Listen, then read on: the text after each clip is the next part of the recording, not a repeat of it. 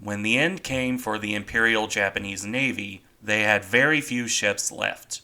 Some aircraft carriers with varying degrees of damage, a couple battleships sunk at their moorings, and some scattered cruisers and destroyers, also ranging from crippled to mostly fine. Not one of these ships would serve with the New Japan, as they were all scrapped or given away to the victorious Allied powers.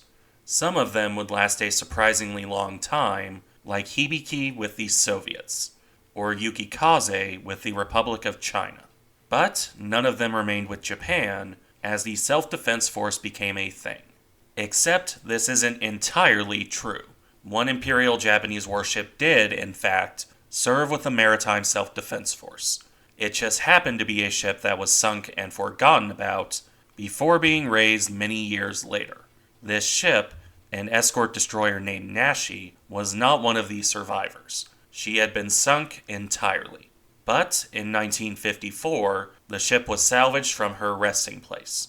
Renamed to JDS Wakaba, this old destroyer became the sole IJN warship to serve with post-war Japan. That makes her unique and worth remembering.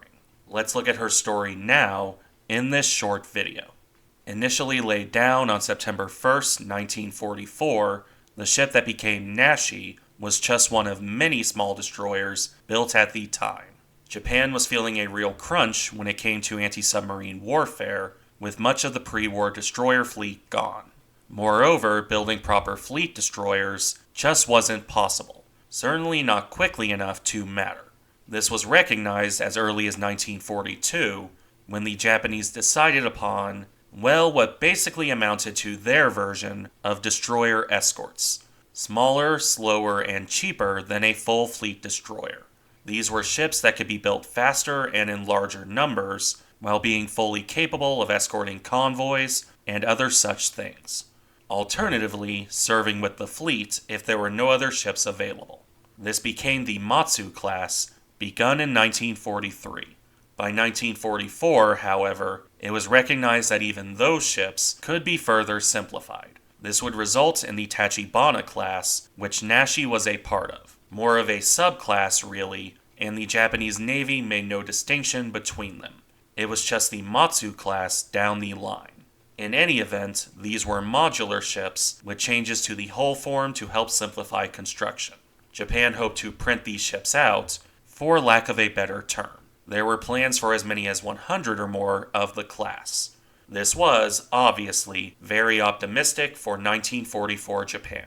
As it turned out, only 18 Matsu class and 14 Tachibanas would be completed, most of which saw no real service, Nashi included, but we'll get to that. First, the design details. Displacing 1,350 tons at standard loading and 1,640 tons at full load, this was still a relatively large ship.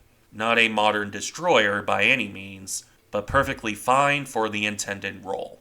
On that displacement, Nashi carried 3 127mm 5-inch guns, one single mount on the bow, and a twin mount on the stern.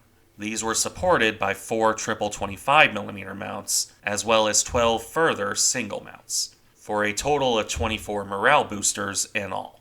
That said, the real firepower came from a single quadruple torpedo mount. 4 torpedoes wasn't much by IJN standards, but it could still be deadly in the right hands. To round off the designed weaponry, the ship also carried 2 depth charge rails and 2 depth charge throwers, supplied with up to 60 depth charges. All of this was carried at 26 knots, provided by 19,000 shaft horsepower through 2 shafts. With that done, let's return to service history now.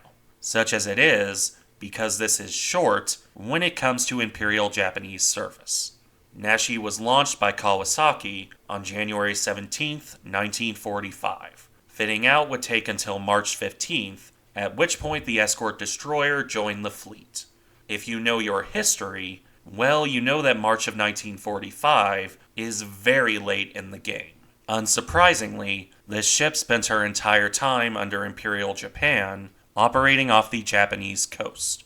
Her initial career saw Nashi assigned to the 11th Torpedo Squadron, where she went on various training cruises. These were short affairs, and only a few times a month, generally off the coast of Kure. The Japanese were chronically short of fuel by this point, with the submarine blockade doing its work. As a result, Nashi largely spent her time in port, with the exception of day cruises, substituting for proper training patrols.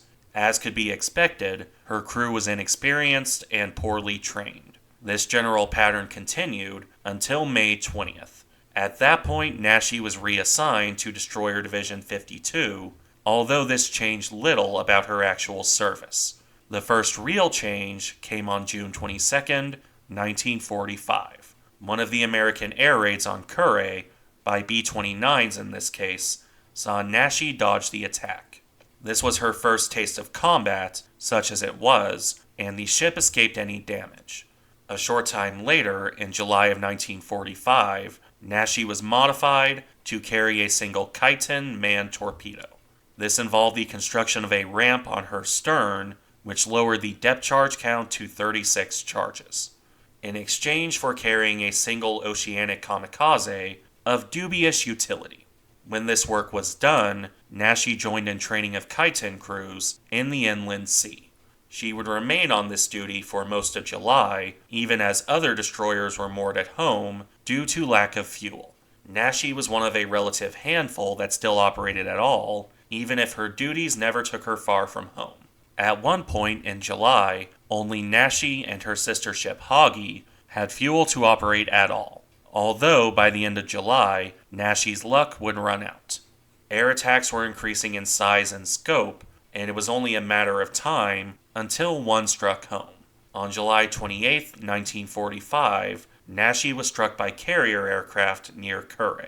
A hit to her stern caused fatal damage as the destroyer rolled over and sank in shallow water. Sources will differ on how many of her crew lost their lives here. Combined Fleet notes 17 killed and 21 injured. Japanese Wiki, citing an archived page, says it was 38 fatalities. Japanese records being what they are, I doubt there's actually a firm number out there. Regardless, Nashi was sunk and left in place. Her career with Imperial Japan came to an end, with Japan surrendering soon after in August 1945. The battered destroyer would remain in place in shallow water for nearly a decade. While other wrecked ships were scrapped, Nashi was more or less forgotten about. Not worth the effort to scrap, and not in a position where she was a problem for other ships. So it remained until 1954. Things get a bit foggy at this point. There's very little English language material on exactly what happened. There are two options I've seen in regard to how this went. First, that the ship was raised with the explicit intention of fixing her up, and then recommissioning the destroyer into the newly formed Maritime Self Defense Force. This would mirror the similar situation with U-2540 in Germany a couple years later, where the submarine was salvaged in 1957 and recommissioned by West Germany as the Wilhelm Bauer. Alternatively, Nashi was raised with the intention of being scrapped. It was only after the destroyer was on the surface that the Japanese went, "Wait a second," and examined her.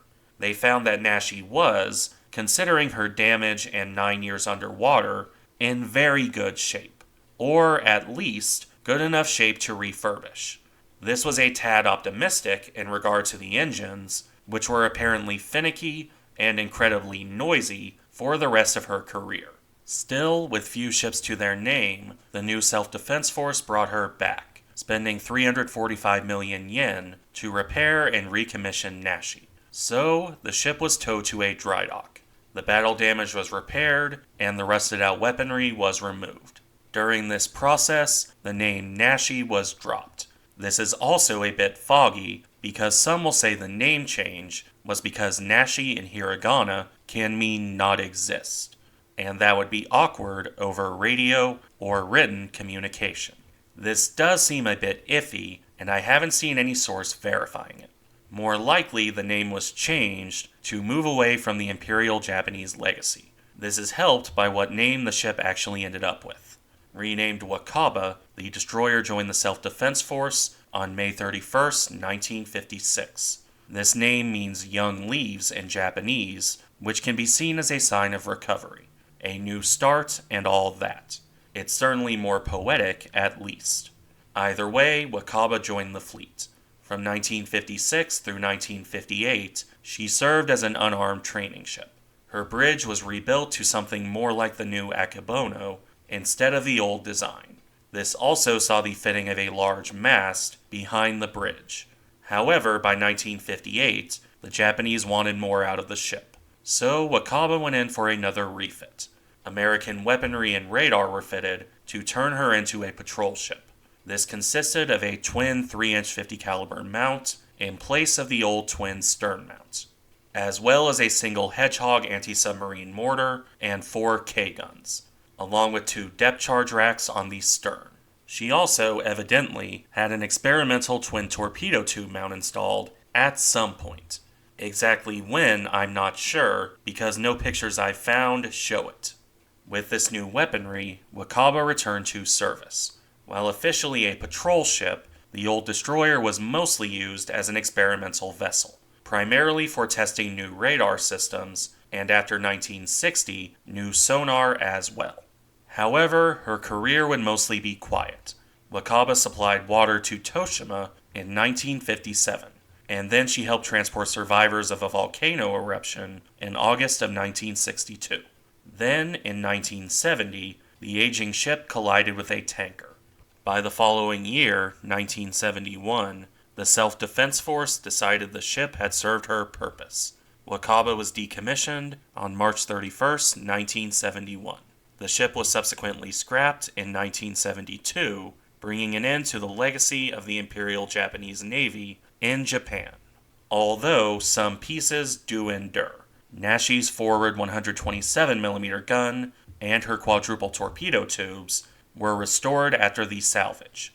They were then put on display. So, in the end, some part of this ship survives, as does her legacy as a special part of Japanese naval history. A single piece of the Imperial Japanese Navy that ultimately served faithfully for a more peaceful time. Thank you for watching. Remember to like, comment, and subscribe if you enjoy the content, and I'll see you in the next one.